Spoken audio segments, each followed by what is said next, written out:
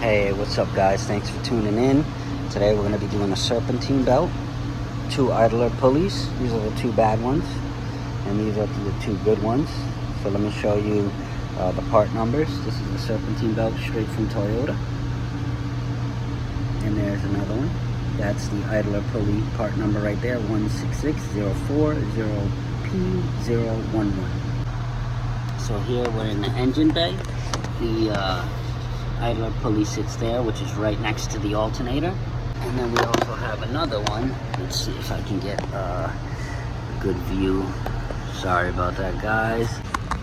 Alright guys, you can see right there, this is the second idler pulley, which sits right there. Alright, so these are the 2 bad idler pulleys. This one looks fairly new, but it still has play.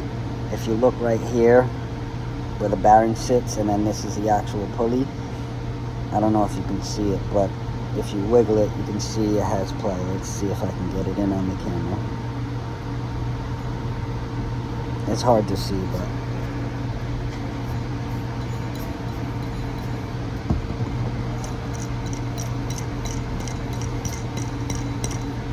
this one is the one with the really bad bearing, so we get a squeal upon startup.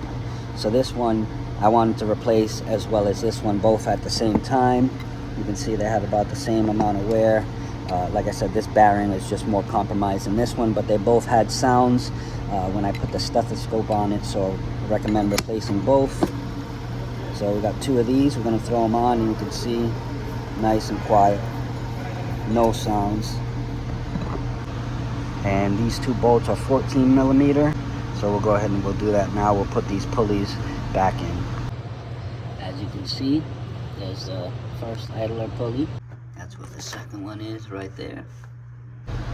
Alright guys, so I got the belt on. You just want to make sure that it's around each pulley correctly, that it's in the grooves, and that it's not overlapping on the crank pulley, especially over here on the water pump and the fan. So make sure that that's good and around the crank pulley. So with that said, that's the tensioner right there with the ratchet on it. Now we have all our pulleys connected.